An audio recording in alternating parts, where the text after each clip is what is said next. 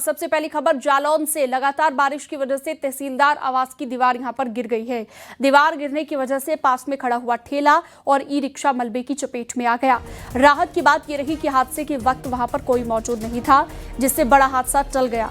घटना का live video भी सीसीटीवी में रिकॉर्ड हो गया है। तस्वीरें आप देख सकते हैं। तो हादसे में कोई जनहानि नहीं हुई है। लाइव वीडियो सीसीटीवी में रिकॉर्ड हो गया है। जालौन की यह खबर, जहां पर तहसीलदार आवास की दीवार गिर गई।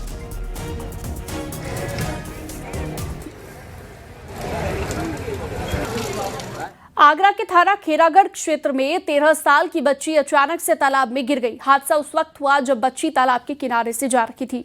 पैर फिसलने के कारण वो तालाब में गिर गई। सूचना के बाद पुलिस मौके पर पहुंची। पुलिस ने गोताखोरों की मदद से उसे तालाब से बाहर निकाला। बच्ची को गंभीर हालत में अस्पताल में भर्ती करा दिया गया है।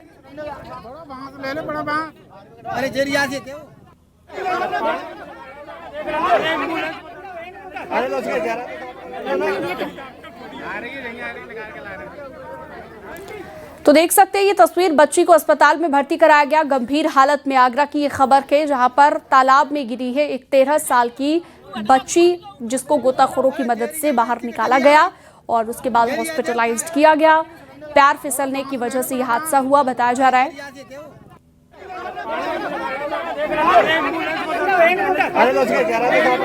मौके पर पुलिस प्रशासन भी पहुंचा और साथ ही साथ आसपास के लोगों की भी भीड़ जमा हो गई। जैसे ही पता चला कि 13 साल की बच्ची, जिसका पैर फिसलने की वजह से यह हादसा हुआ है, बच्ची को अस्पताल में भर्ती कराया गया।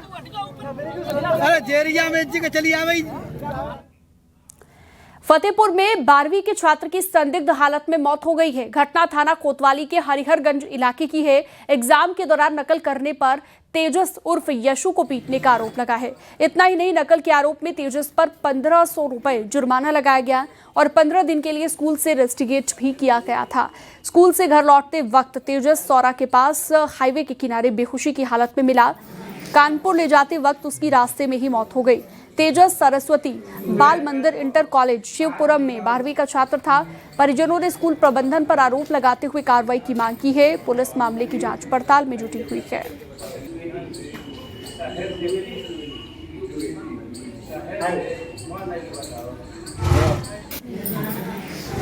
पेपर हो रहा था, उसको बोल रहे थे वो चीट कर रहा था, इसलिए उसका रजिस्ट्री केस किया सर। और उसको मारा भी सर, उसके चोट के निशान भी थे सर। वो घर नहीं आया सर। कैसे आप लोगों को जानकारी हुई? सर मुझको जानकारी हुई, मैंने स्कूल में फोन किया कि घर नहीं आया। 12:30 बज चुके थे। बोले कि हमने उसको 10:30 बजे भेज दिया सर। फिर सर हम बहुत जगह फोन किए, स्कूल में भी। फिर एक सर का फोन आया, पुलिस सर का, वो बताया कि यहाँ पड़ा है तुम्हारा लड़का सौरा में। जी सर, आई कार्ड पहने हुआ था, उसमें नंबर था मेरा सर, उसी से फोन किया था। उपचार के दौरान अपेक्षित सुधार न होने पर शाम को लगभग 6 बजे इनको हलेट हॉस्पिटल कानपुर के लिए रिफ़र किया गया, जहाँ ले जाते वक्त रास्ते में इनकी मृत्यु हो गई। इसमें प्राथमिक जांच से यह प्रकाश में आया कि कल विद्यालय में परीक्षा थी, जहाँ अनुचित साधन का प्रयोग करते हुए इनको विद्यालय प्रशासन द्वारा पकड़ा भी गया था, तथा पूर्व से इनके अस्वस्थता के विषय में भी जानकारी हुई है। अमरोहा में आवारा और हिंसक कुत्तों का आतंक लगातार बढ़ता जा रहा है। आवारा कुत्तों ने 2 मासूम बच्चों और मस्जिद के इमाम पर हमला कर दिया। हमले में तीनों गंभीर रूप से घायल हो गए हैं। घटना का सीसीटीवी फुटेज भी सोशल मीडिया पर तेजी से वायरल हो रहा है। घटना के बाद इलाके में हड़कंप मच गया। लोगों ने जिला प्रशासन से सुरक्षा की गुहार लगाई है।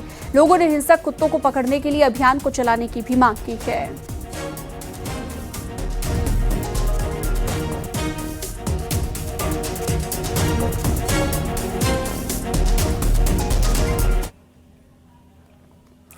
लखीमपुर खीरी से एक हैरान कर देने वाला वीडियो सामने आया। वीडियो में ई रिक्शा पर 24 सवारियां बैठे हुए नजर आ रही हैं। क्षमता से कई गुना ज्यादा सवारियां बैठाकर ई रिक्शा आगे बढ़ रहा है।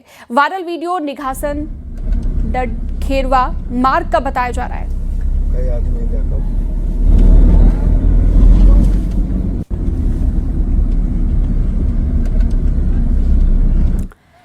गोरखपुर में आज खाद्य विभाग की टीम ने मिलावटखोरी के खिलाफ की है सख्त कार्रवाई। गाड़ियों की चेकिंग के दौरान केक के नाम पर ले जाई जा रही संदिग्ध मिठाई मिली है। करीब 600 किलो मिठाई जब्त कर ली गई। फ्रोजन मटर और सोन पापड़ी का सैंपल भी लिया गया है। फंफूद लगी हुई करीब 750 किलो खराब मिठाइयों को मौके पर ही नष्ट करा दिया गया है।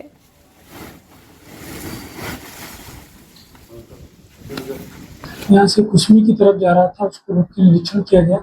उसमें लगभग 600 किलोग्राम केक भंडारित था, जिसको पाउडर इत्यादि से तैयार किया गया था, तो उसको जब्त कर लिया गया। उसका नमूना प्रयोगशाला भेजा जा रहा है।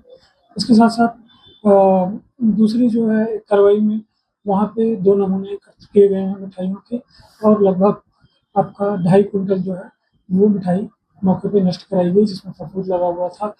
एक अन्य मिठाई के निर्माता के यहाँ कार्रवाई की गई।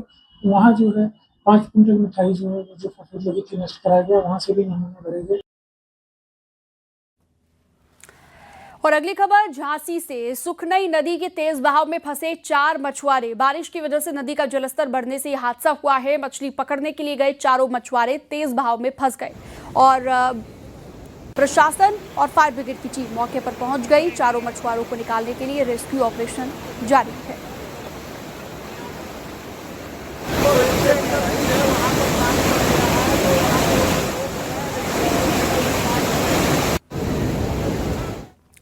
और अगली खबर है महोबा से। तेज बहाव में बही है एक कार। नदी में जलभराव में एक इंजीनियर की कार बह गई। ग्रामीणों ने काफी मशक्कत के बाद जान बचाई है। अपनी जान को जोखिम में डालकर गांव वाले वहां पर पहुंचे और जान बचाई है। काली पहाड़ी गांव की घटना हम आपको बता रहे हैं। बड़े टायर की हो तो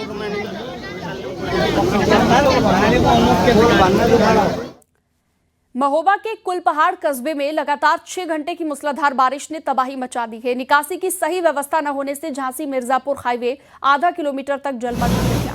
हाईवे पर 3 से 4 फीट तक जलभराव देखने को मिला, जिससे हाईवे पर आवाजाही ठप हो गई। वहीं कस्बे का मुख्य बाजार तालाब में तब्दील नजर आया। कस्बे में 200 से ज्यादा घर और दुकानों में पानी भर गया।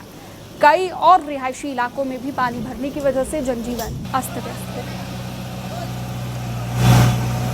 हमारा कंप्यूटर डेस्कटॉप हो गो, पूरा पानी भर गो।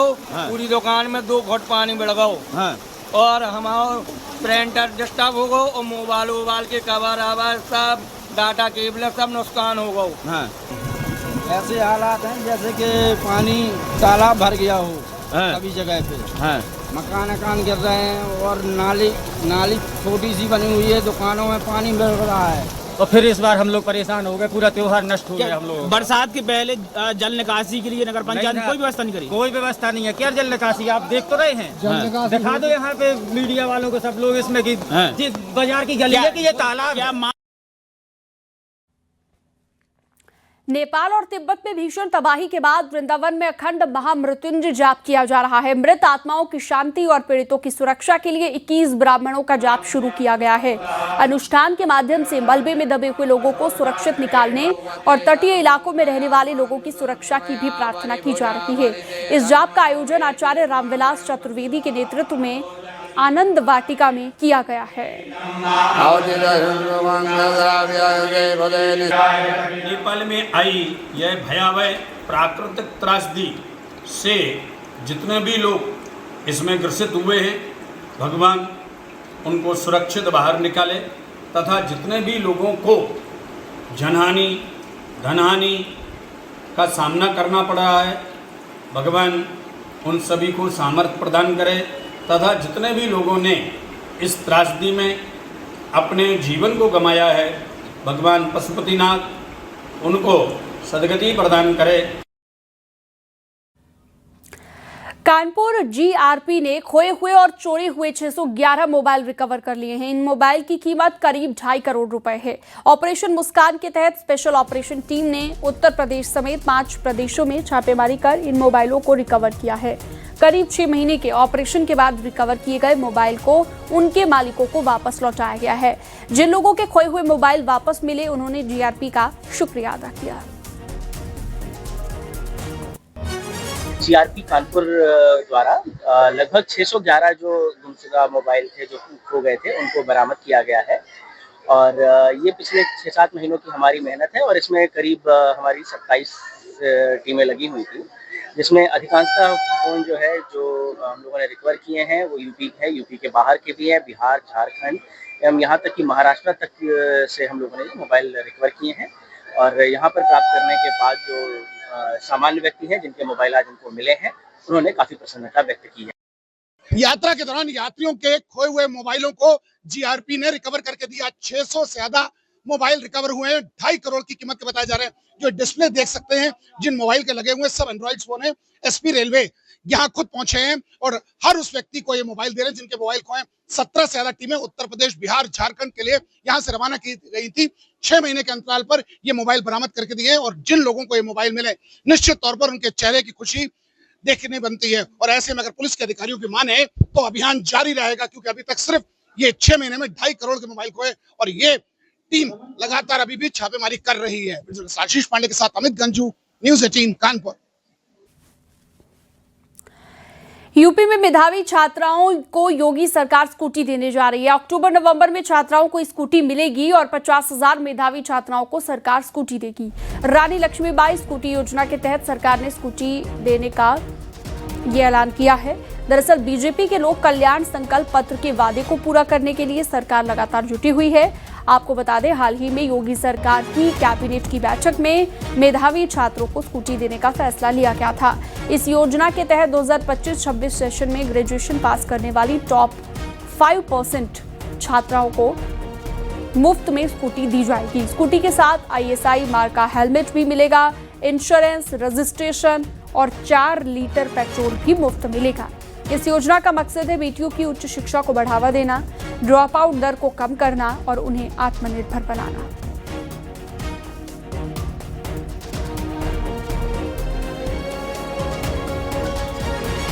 रक्षाबंधन पर सीएम योगी आदित्यनाथ ने प्रदेश की महिलाओं को बड़ा तोहफा दिया है। आज से 29 अगस्त तक रोडवेज की बसों में महिलाओं को मुफ्त में यात्रा की सुविधा मिलेगी। इस सुविधा का लाभ हर उम्र की महिलाएं उठा सकेंगी और उनके साथ एक सहयात्री को भी मुफ्त में यात्रा की सुविधा दी जाएगी। सरकार के इस फैसले से रक्षाबंधन पर अपने परिवार से मिलने जा रही महिलाओं को बड़ी राहत मिलेगी।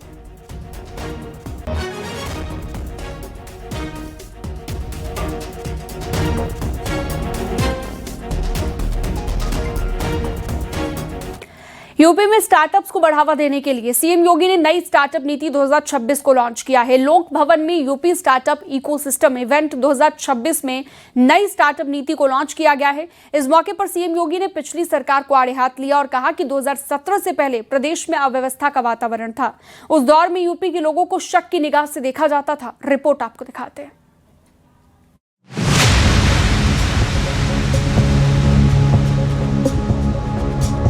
लोक भवन में सजा मंच, सामने स्टार्टअप और इंक्यूबेटर्स का जमावड़ा और इसी मंच से उत्तर प्रदेश को स्टार्टअप हब बनाने की दिशा में एक और बड़ा कदम। मुख्यमंत्री योगी आदित्यनाथ ने यूपी स्टार्टअप नीति 2026 लॉन्च की। नई नीति की पुस्तिका का विमोचन हुआ और साथ ही यूपी स्टार्टअप मिशन की वेबसाइट भी लॉन्च की गई। मुझे प्रसन्नता है कि आज दुनिया की सबसे यंग वर्कफोर्स हमारे पास यूपी के पास मौजूद है, जो प्रतिभाशाली है, जो ऊर्जावान है। उसको उस प्रकार का प्लेटफॉर्म उपलब्ध करवाना ये सरकार का काम है और मुझे प्रसन्नता है कि आज 24,000 से अधिक स्टार्टअप उस प्लेटफॉर्म के रूप में यूपी के युवाओं की उस ऊर्जा को, उस प्रतिभा को एक प्लेटफॉर्म देने को तैयार है। इसमें भी मुझे और प्रसन्नता है कि आधे स्टार्टअप का संचालन हमारी आधी आबादी महिलाओं के द्वारा किया जा रहा है। स्टार्टअप पॉलिसी के लॉन्च के मौके पर मुख्यमंत्री योगी आदित्यनाथ ने पिछली सरकार पर हमला बोला, खास तौर पर समाजवादी पार्टी को निशाने पर लिया। सीएम योगी ने कहा कि 2017 से पहले प्रदेश में अव्यवस्था का वातावरण था। उस दौर में यूपी के लोगों को शक की निगाह से देखा जाता था। हमारा परसेप्शन 17 के पहले की स्थिति में क्या था? उस समय जब प्रदेश के अंदर अव्यवस्था का वातावरण था, एक मान्यता चली आ रही थी, एक लंबे समय से एक सांसद के रूप में कार्य करते हुए मैं भी इस बात को महसूस करता था, जब यूपी के बाहर जाता था तो हर व्यक्ति संदेह की निगाहों से, शक की निगाहों से देखता था। सीएम योगी यही नहीं रुके, उन्होंने सपा सरकार में हुई बदहाली की याद दिलाई। सीएम ने कहा कि जहां से सड़क में गड्ढा, वहां से यूपी शुरू होता था। यूपी का नाम सुनकर के लोग चौंकते थे। यूपी के बारे में मान्यता क्या थी? जहां से सड़कों में गड्ढे प्रारंभ हो जाए और जहां सायंकाल सूर्य अस्त होने के बाद अंधकार प्रारंभ हो जाए, समझ लो यूपी का बॉर्डर आ गया। ये यूपी के बारे में एक सामान्य धारणा थी। नई स्टार्टअप नीति 2026 के जरिए सरकार ने उद्यमिता को बढ़ावा देने का रोड मैप सामने रखा है। कार्यक्रम में स्टार्टअप इकोसिस्टम से जुड़े लोगों ने हिस्सा लिया। सरकार का फोकस प्रदेश में नए उद्यमों को बढ़ावा देने, युवाओं को इनोवेशन और उद्यमिता से जोड़ने और स्टार्टअप्स के लिए बेहतर माहौल तैयार करने पर है। नई नीति के जरिए सरकार उत्तर प्रदेश को देश के प्रमुख स्टार्टअप केंद्रों में शामिल करने की दिशा में आगे बढ़ने का संदेश दे रही है। Bureau report, news 18, UP Uttarakhand. Lucknow में जेपीएनआईसी को निजी कंपनी के हाथ में सौंपने पर सियासत गर्म हो गई है। अखिलेश यादव ने बीजेपी पर जमकर निशाना साधा। अखिलेश यादव ने कहा कि बीजेपी के पास कोई समाजवादी नेता नहीं था, इसलिए जयप्रकाश नारायण को अपनाया गया। और जेपीएनआईसी में कोई भ्रष्टाचार हुआ है तो 10 साल में जांच क्यों नहीं हुई? 10 साल तक क्या किया, लेकिन ठेकेदारों का पूरा पेमेंट हुआ।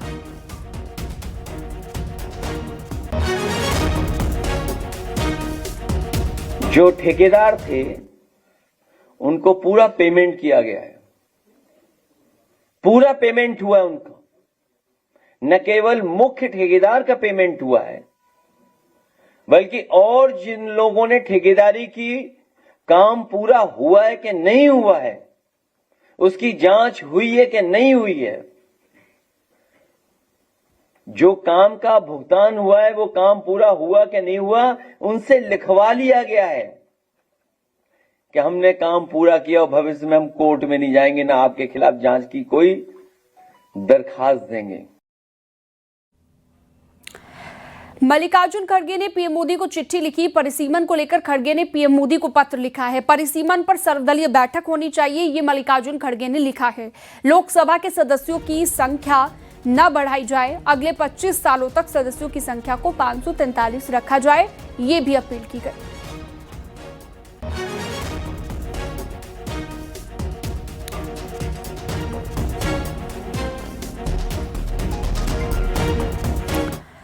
बीजेपी के राज्यसभा सांसद और बीजेपी ओबीसी मोर्चा के राष्ट्रीय अध्यक्ष अमरपाल मौर्य ने समाजवादी पार्टी को लेकर बड़ा बयान दिया और कहा कि ओबीसी समाज 2027 में सपा का गया में पिंडदान कर देगा, जिससे सपा का भूत फिर कभी यूपी में दिखाई ना दे।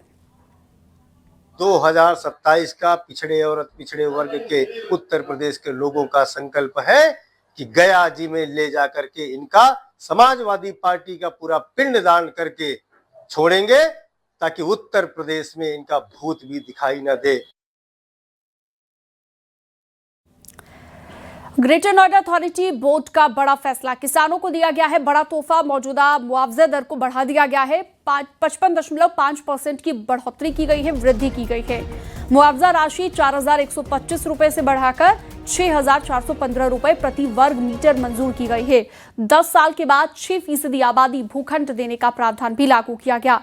मुआवजा राशि में एक साथ 2,290 रुपए की बढ़ोतरी की गई। विकास में किसानों की अहम भागीदारी को देखते हुए ये निर्णय लिया गया।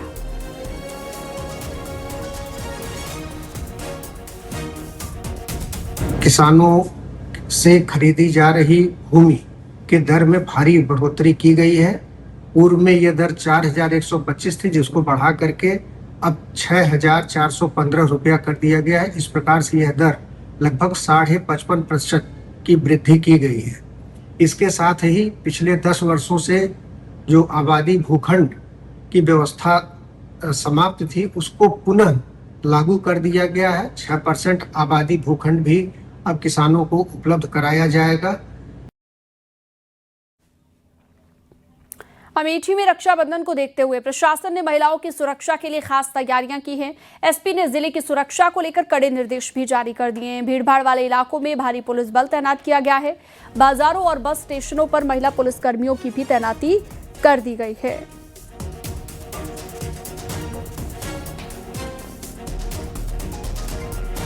रक्षाबंधन के दृष्टिगत आज से ये जनपद अमेठी में रेलवे स्टेशन, बस स्टैंड इत्यादि जगहों पे पर्याप्त पुलिस बल लगाए गए। साथ ही साथ मार्केट एरिया में जहां खरीदारी ज़्यादा होगी वहां ड्यूटियां लगाई गई। प्रत्येक थाने में एक QRT की भी व्यवस्था सुनिश्चित की गई है और महिलाओं के साथ कहीं कोई चेन स्नैचिंग, छेड़खानी इत्यादि की घटना ना होने पावे, इसको दृष्टिगत रखते हुए सादे वस्त्र में भी ड्यूटियां लगाई गई और साथ ही साथ हमारा एंटी रोमियो स्क्वाड्स और मिशन शक्ति केंद्र को भी प्रभावी रूप से गश्त करने के लिए निर्देशित किया। आप ये तस्वीरें देख सकते हैं, ये गौरीगंज जिला मुख्यालय है अमेठी का और यहाँ पर हम आपको दिखाएंगे सुरक्षा व्यवस्था के किस तरह के से पुख्ता इंतजाम किए गए हैं, क्योंकि बड़ी संख्या में महिलाएं अपने घरों से निकलकर खरीदारी करने के लिए यहाँ पर आती हैं और ऐसी तमाम दुकानें हैं जहाँ पर पुलिसकर्मी के साथ साथ महिला कांस्टेबल भी तैनात हैं ताकि किसी तरीके का कोई दिक्कत ना हो। खास तौर पर आपने देखा कि सुरक्षा व्यवस्था के इंतजाम यहाँ पर बेहतर किए गए हैं ताकि महिलाएं, बेटियां अपने घरों से निकलकर अपने भाइयों की कलाई पर राखी जो बांधनी है उसकी खरीदारी कर रही हैं। उन्हें किसी तरह का कोई डर नहीं है, ना तो किसी मनचले का और ना ही किसी ऐसे व्यक्ति का कि जो समाज में उनके सामान की चोरी करे या फिर उनके साथ किसी तरह की अनहोनी घटना को अंजाम दे, क्योंकि पुलिस का सख्त पहरा है, चप्पे चप्पे पर पुलिस तैनात है। पप्पू पांडे, न्यूज़ 18 अमेठी। आगरा में कंपनी के सिक्योरिटी सुपरवाइजर पर फायरिंग करने वाले आरोपी को पुलिस ने गिरफ्तार कर लिया है। उसके पास से एक तमंचा और एक जिंदा और एक खोखा कारतूस बरामद किया गया। मामला थाना सिकंदरा क्षेत्र की कंपनी का है। आरोपी मेघश्याम उर्फ मैंगो ठाकुर को सुपरवाइजर ने काम न करने पर टोका था। बदसलूकी करने पर सुपरवाइजर ने उसे कंपनी से बाहर कर दिया। आरोप यह है कि कुछ देर के बाद मेघश्याम अपने एक साथी के साथ बाइक से वापस लौटा। उसने तमंचे से सुपरवाइजर पर फायर कर दिया। सुपरवाइजर हमले में बाल बाल बच गया और पुलिस ने आरोपी को 24 घंटे के भीतर गिरफ्तार कर लिया है। कंपनी के सिक्योरिटी सुपरवाइजर द्वारा यह सूचना दी गई कि उनका दिनांक 25/8/2026 को एक कर्मचारी मैंगो ठाकुर से विवाद हुआ, जिसके चलते उन्होंने मैंगो ठाकुर को काम से निकाल दिया। इसी से आक्रोशित होकर मैंगो ठाकुर अपने एक अज्ञात साथी के साथ शाम को आया और उप सिक्योरिटी सुपरवाइजर पर फायरिंग की, जिससे वादी बाल बाल बचा। इसका मात्र 24 मिनटों के अंदर ही सफल अनावरण किया गया और उक्त अभियुक्त मैंगो ठाकुर को गिरफ्तार किया गया। ग्रेटर नोएडा में खाद्य विभाग ने की है बड़ी कार्रवाई। खाद्य विभाग की टीमें 22 अगस्त से मिलावटखोरों के खिलाफ विशेष अभियान चला रही हैं। अब तक 40 सैंपल जांच के लिए भेजे जा चुके हैं। अभियान में 910 किलो पनीर, 160 किलो मिठाई और 125 किलो टोफू नष्ट कराया गया है। साथ ही साथ खाद्य विभाग की टीम ने 100 किलो बूंदी भी सीज की है।